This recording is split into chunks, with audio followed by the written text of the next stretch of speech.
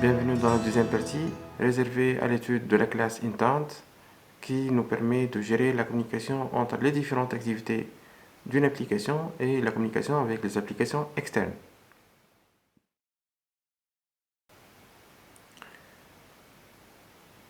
Donc comme d'habitude, on va commencer par la création de variables qui vont pointer par la suite sur les contrôles existants dans l'interface XML. Il y a une petite astuce là au niveau de Settings, Editor General Auto Import. Il faut cocher Add Unambiguous Import pour que à chaque fois qu'on fait un import ou bien utilisation d'une classe comme button, edit text, etc., le système automatiquement va les ajouter au niveau des imports de l'activité. Donc là, button, donc je vais utiliser btn comme activity, comme act et btn comme act. Donc moi j'ai ajouté un tiret bas pour distinguer entre les variables du code Java et les noms de contrôle au niveau du fichier XML. Donc comme d'habitude, je fais appel à la fonction findViewById. Donc je lui donne en paramètre R pour ressource, .id, le nom du contrôle, dans notre cas btn comme act. Donc je vais répéter la même action pour le deuxième bouton. Dans mon cas, je ne vais pas faire appel à l'image, donc je ne vais pas déclarer de variable qui pointe vers cette image. Donc voilà.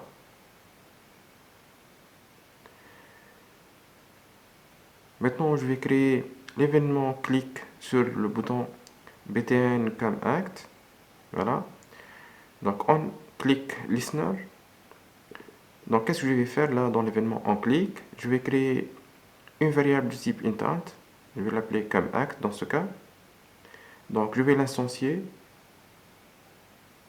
new intent. Donc je vais lui donner deux paramètres, donc le contexte, donc à travers la méthode getApplicationContext, ensuite le nom de l'activité vers laquelle je veux naviguer. Dans mon cas, donc on l'a appelé comme actActivity, comme actActivity, et ensuite je fais .class, pas virgule.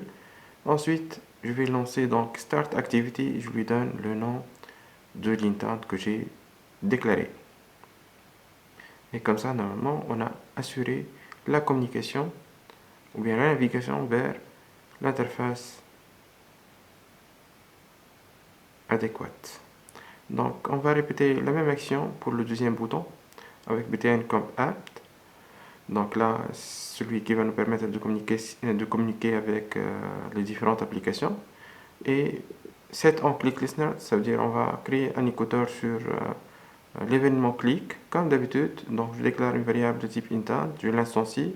Ensuite, je lui donne comme paramètre le contexte à travers getApplicationContext. Ensuite, donc comme C majuscule, comme appActivity, comme appActivity.class.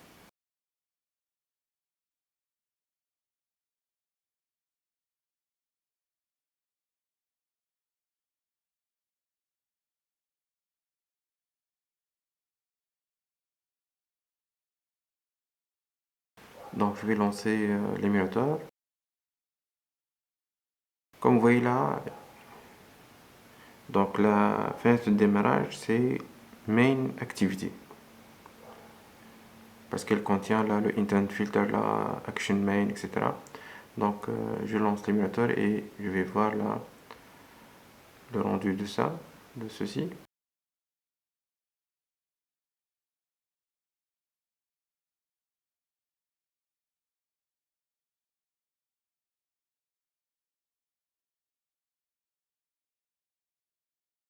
Donc là c'est le modèle Nexus 5X qui utilise l'API 29 et vous voyez là la première interface est affichée. Si j'appuie sur le premier bouton, il va me mener vers l'activité de récupération. Très bien. Donc dans ce cas, la navigation s'est réalisée correctement.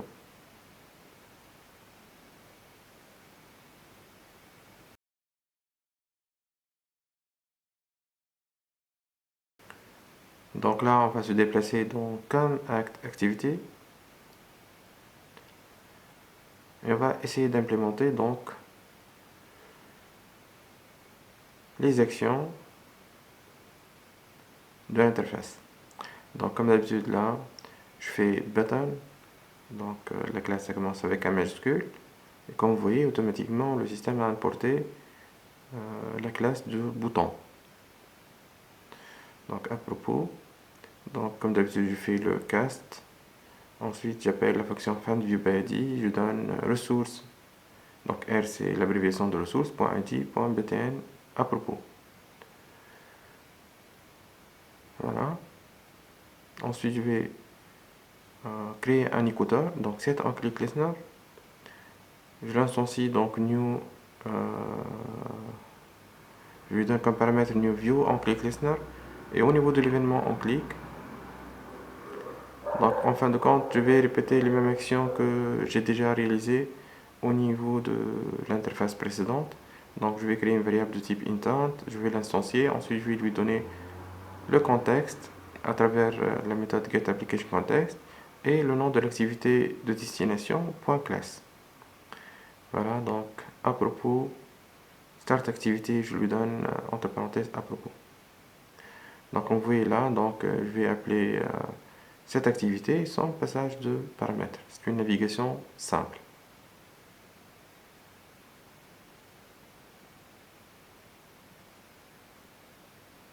Voilà.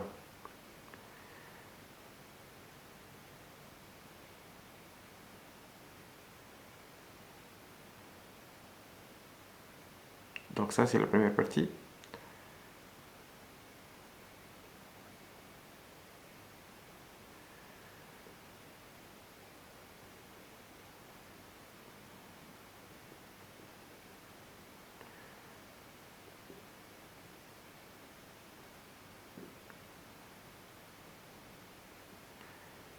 Maintenant on va voir comment naviguer et dans une activité, donc aller vers une activité en passant des paramètres de l'activité source à l'activité destination. Donc là, dans notre cas, donc on va déclarer là les variables Java donc, de type editText, qu'on va les connecter à l'interface XML, donc ce sera texte param1 envoie et param2 envoie. Donc là, comme d'habitude, dans la méthode onCreate, donc c'est la seule méthode obligatoire dans une activité. Donc là, je vais lancer la méthode findViewById, je lui donne r.id.text param envoie.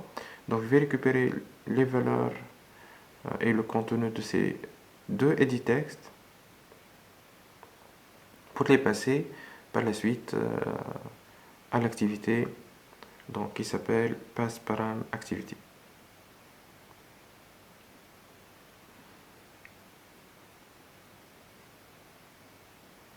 Donc ici j'aurai besoin du nom du bouton là. Donc ce bouton, hein, il faut saisir là le texte.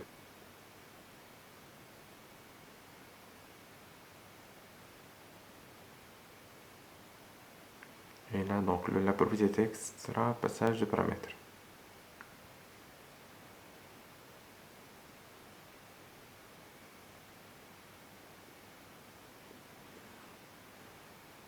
Donc là au niveau de bouton, donc je vais ajouter -bas btn passage params et je vais déclarer cette variable donc, et l'attacher au contrôle XML donc à travers donc, la conversion button, donc findViewById r.id.btn passage params. Voilà. Donc là, point virgule. Et je vais créer là la fonction, ou bien l'événement.set en click listener. Donc on va créer un écouteur sur l'événement click. Donc au niveau de onClick, donc normalement il va passer les paramètres 1 et 2 à l'activité de destination. Donc on va créer là une variable de type intent. Je l'ai appelé pp égale new intent. Comme d'habitude je donne le contexte, getApplicationContext. Ensuite là passe params activity.class. Maintenant, on va ajouter des extras. Donc pp.putExtra, je donne la clé, le nom de la clé, et ensuite, ou bien de la variable, et ensuite le contenu de cette variable, ou bien la valeur de cette variable. Donc pour ceci, pour récupérer ce qui a été saisi, donc je peux utiliser .getText, .toString, donc pour la convertir en chaîne de caractères.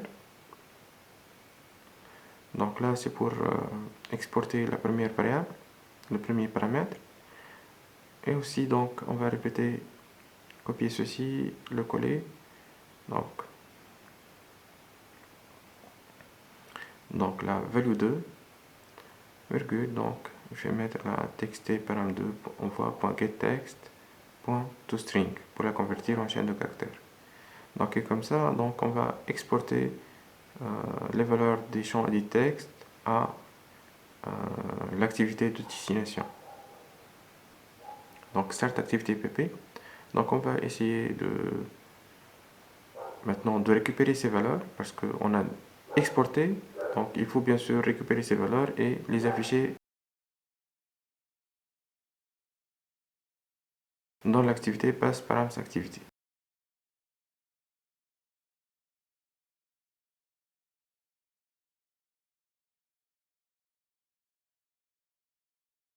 Donc là, texte et param 1 reçu, texte et param 2 reçu.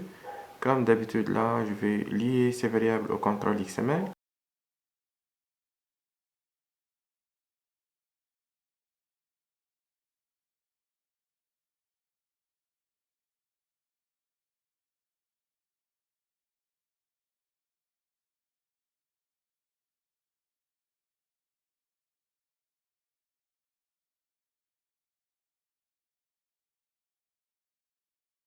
Alors, il faut faire attention parce qu'on a déclaré ceci de type TextView, voilà. Donc on va les rendre au niveau TextView.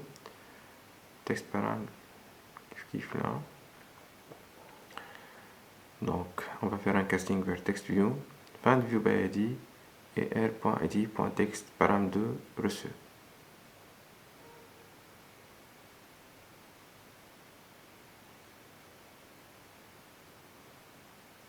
Maintenant, donc, on va récupérer les valeurs passées en paramètres et on va les écrire dans ces contrôles. Donc, on aura normalement de la classe bundle.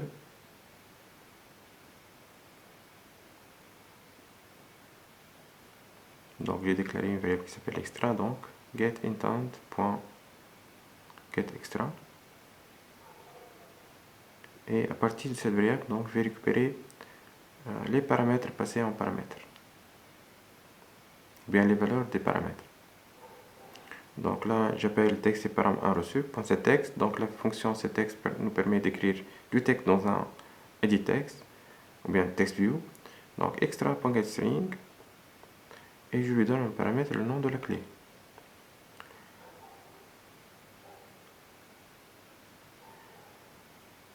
Donc, kiff pour le deuxième champ. Donc getString, et je lui donne donc value 2. Donc bien sûr, ceux-ci sont ceux qui sont définis là au niveau de passage de paramètres. Donc ce sont le nom de extra qu'on a envoyé. Donc maintenant, si je relance ma application, je vais entrer en communication entre activités. Je vais écrire là un exemple de code de texte, par exemple hello world. Donc là, je vais tester le passage de paramètres et comme vous voyez là, donc on a bien reçu les paramètres passés et on l'a bien affiché au niveau de la nouvelle interface. Donc comme ça, on a terminé avec la partie de passage de paramètres. Ce qu'on va voir maintenant, c'est la partie récupération de résultats.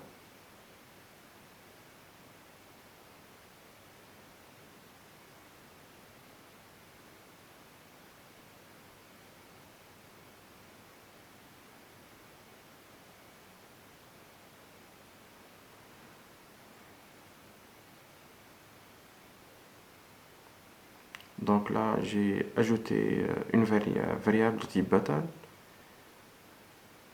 Donc, le type button. Donc j'appelle la fonction findViewById r.id.btn récup résultat.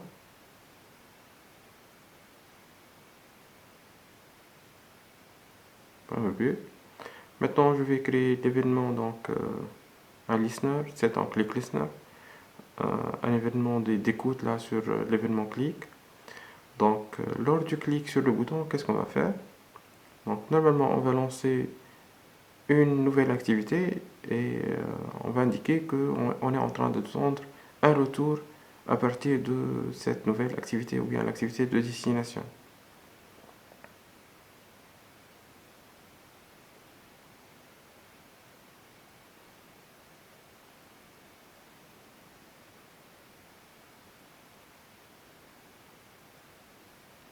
Donc là, je déclare une nouvelle variable de type intent, je l'instancie, je lui donne comme paramètre le contexte à travers la méthode getApplicationContext, virgule, donc l'activité de destination c'est récup résultat activité.class. Et là, vous allez voir qu'on va plus utiliser start activity tout seul, mais start activity for result. Donc, pour le résultat, on va voir, il faut donner là la variable intent, le nom de la variable intent et le code de requête, ce qu'on appelle le request code. Donc, le request code, dans notre cas, on va donner 4. Bien sûr, c'est un choix. Et par la suite, là, on va ajouter une autre fonction pour récupérer ces valeurs.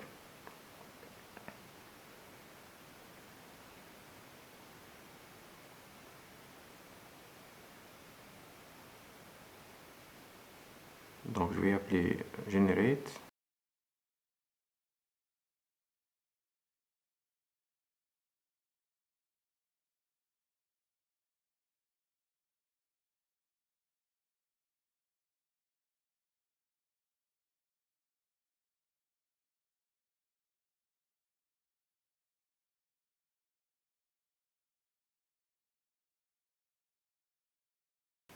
Je vais tester le code du retour.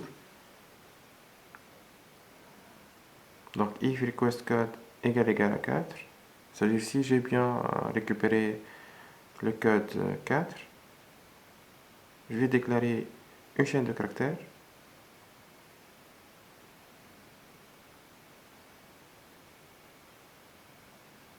qui s'appelle message et on va récupérer donc à travers data.getString extra, on va récupérer le message envoyé par l'activité de destination.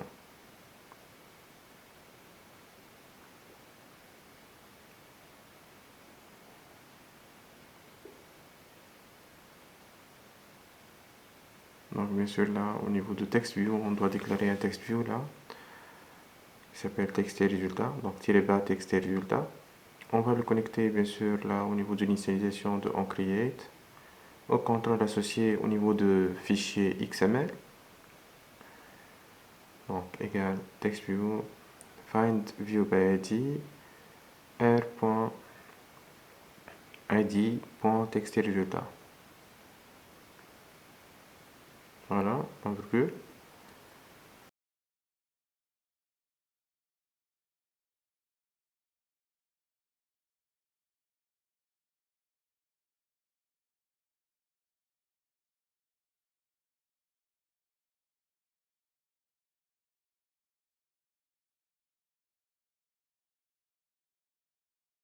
Donc texte et résultat.cText. Donc maintenant je vais récupérer la variable bien envoyée par l'activité de destination. Voilà. Maintenant au niveau de l'activité responsable de l'action de retour, donc kiff là, on va déclarer là le contrôle de type button et le contrôle de type edit text. Donc il faut faire attention, non. Donc là c'est edit text, donc c'est la zone de saisie. Voilà, et on aura besoin en tout cas du bouton parce que c'est lui qui va lancer le retour et fermer l'activité en cours. Donc, texte et message, je fais la conversion fin de view by id, r.id.text et message. Voilà. Et au niveau du bouton aussi, donc on va déclarer ce bouton, donc button, tirer bas, ensuite btn, retourner re, bien retourner résultat. Donc ici button, donc j'appelle la fonction find view by id r.id.btn, donc retour re, voilà. Donc comme ça j'ai fait la liaison avec l'interface XML. Maintenant je vais créer un écouteur sur l'événement clic sur le bouton btn retourner re. Donc au niveau de la fonction on clic, qu'est-ce que je vais faire là?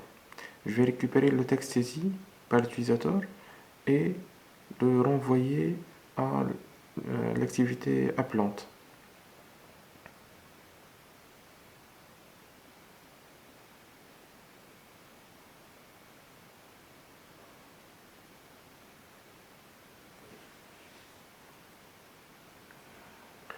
Donc string message. Donc je vais déclarer une variable type chaîne de caractères. Je vais récupérer le texte à travers la fonction getText. Je le convertis en chaîne de caractères à partir de la fonction toString.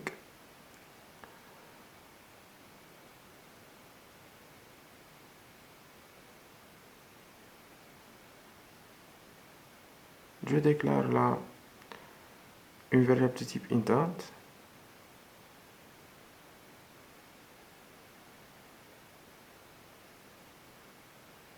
Je vais lui associer une information extra, donc à travers put_extra.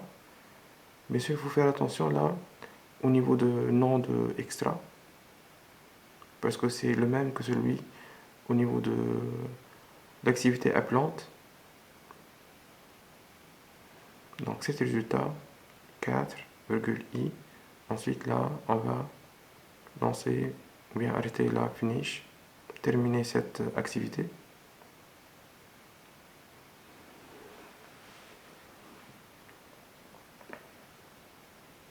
Voilà, donc communication, récupérer le résultat. L'utilisateur va saisir le message. Bonjour. Une fois il appuie sur le bouton retourner, donc normalement on va sauvegarder la donnée saisie, l'associer à l'intent, l'envoyer au résultat et comme vous le marquez là, donc elle est renvoyée à l'activité appelante.